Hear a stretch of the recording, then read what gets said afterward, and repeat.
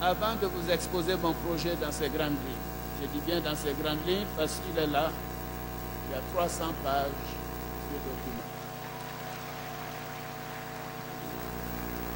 Mais avant de l'exposer en résumé, il est important de savoir précisément où nous en sommes aujourd'hui et de quel mot souffre la Côte d'Ivoire. Vous pourriez me dire que ce n'est pas nécessaire parce que nous souffrons tous les jours. Mais pour agir efficacement, j'ai besoin d'appuyer mon action sur une bonne connaissance de la réalité dont nous parlons au quotidien. Le constat selon lequel nous sommes en crise ne fait pas l'objet de débat. Nous sommes en crise. Reste maintenant à déterminer la nature de la crise à laquelle nous sommes confrontés depuis plusieurs années. Moi, je dirais tout simplement, en premier lieu, que la crise est avant tout économique. Quand on jette un regard sur le tableau de bord de notre économie, c'est l'économiste qui vous parle, on est frappé par le fait que d'une manière générale, l'activité économique stagne, malgré les succès enregistrés dans les secteurs du pétrole et des télécommunications. Le taux de croissance n'a pas été suffisamment élevé ces dernières années et rarement on aura vu autant de secteurs économiques sinistrés. Si rien n'est fait, les évolutions démographiques risquent d'accentuer ce handicap. Cette crise économique est aggravée par la situation des finances publiques. Il ne peut en être autrement quand on traîne comme un boulet une dette extérieure de 6 000 milliards de francs CFA. Alors, je vous ai entendu 6 000 milliards. Voilà un chiffre qui donne le vertige, n'est-ce pas? Vous imaginez 6 000 milliards, c'est 60% de la richesse que nous produisons annuellement. C'est effarant. Avec un tel endettement, on peut dire que la Côte d'Ivoire vit au-dessus de ses moyens et qu'elle a cédé à la facilité. Cela signifie que nous vivons à crédit, donc sur le dos de nos enfants et de nos petits-enfants qui devront payer pour nous un jour. J'espère pas trop rapidement. Chers frères, chères sœurs, je dirais que la crise est également sociale. On n'a pas besoin d'être économiste pour constater que les Ivoiriens sont de plus en plus pauvres. Les chiffres parlent d'eux-mêmes. Le pourcentage des pauvres est passé de 30% il y a 15 ans à près de 50%, c'est-à-dire la moitié de la population. La pauvreté est une réalité en Côte d'Ivoire. Elle est partout, au cœur des villes comme des villages. Elle touche aujourd'hui des couches de la population qui semblaient jusqu'alors en être protégées.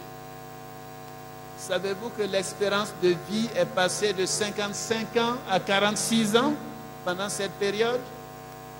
Savez-vous qu'un enfant de moins de 5 ans sur 3, un enfant de moins de 5 ans sur 3 souffre de malnutrition? Dans notre pays, on meurt tous les jours du sida, alors que les médicaments existent et que les coûts ont baissé. Au-delà des statistiques, chacun imagine aisément le drame que vivent quotidiennement des millions d'Ivoiriens. Chers compatriotes, combien de fois sommes-nous abordés, chacun de nous, dans les carrefours, dans les rues, par des enfants déscolarisés, les namans, qui demandent de l'aide pour manger? Combien de fois sommes-nous sollicités pour payer une ordonnance ou des frais de scolarité? Il ne faut pas se voiler la face. Ce phénomène est révélateur de la grande pauvreté qui sévit dans notre pays. Ce n'est pas exagéré que d'avancer qu'il y a deux Côtes d'Ivoire. La Côte d'Ivoire de ceux qui peuvent et la Côte d'Ivoire des pauvres les plus nombreux. Les causes de cette pauvreté dramatique sont nombreuses.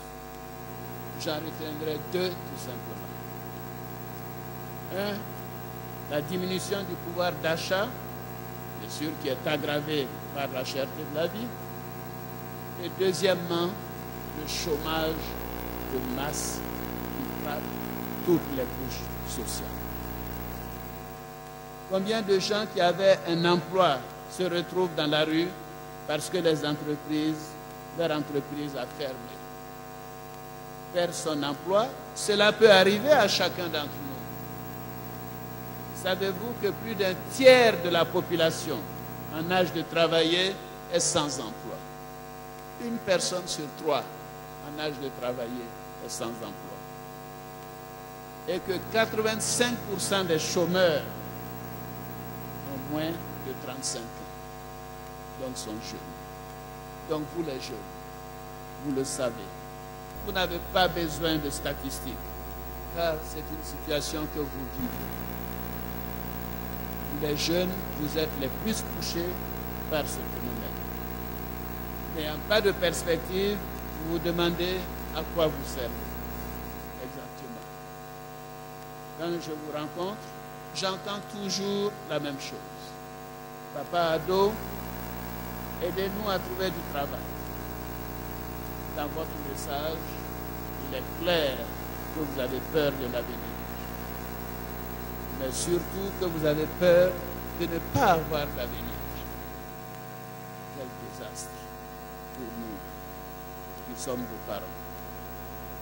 Jeunes de Côte d'Ivoire, n'acceptez pas cette situation intolérable et scandaleuse. Vous êtes, vous les jeunes de Côte d'Ivoire, vous êtes la vraie chance de notre pays. Le président Félix Houphouët-Boigny le disait à l'occasion de chaque discours. Vous voulez un avenir, vous voulez un emploi. Alors venez vous battre à nos côtés, parce que moi, j'ai des solutions à vos problèmes. Venez vous battre avec moi.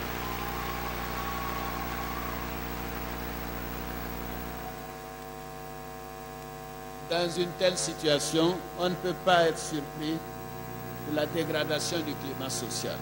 On le constate au quotidien. De la montée de la délinquance et de l'insécurité.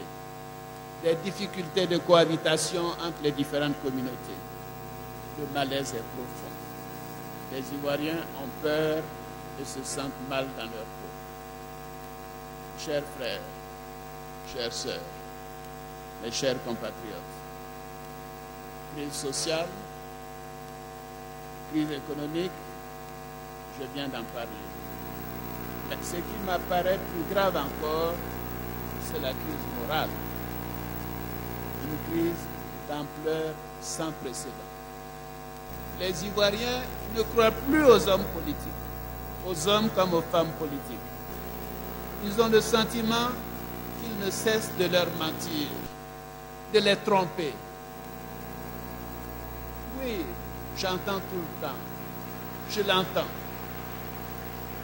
que tous les hommes politiques sont des menteurs.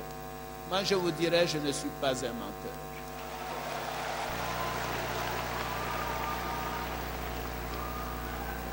Faute de repères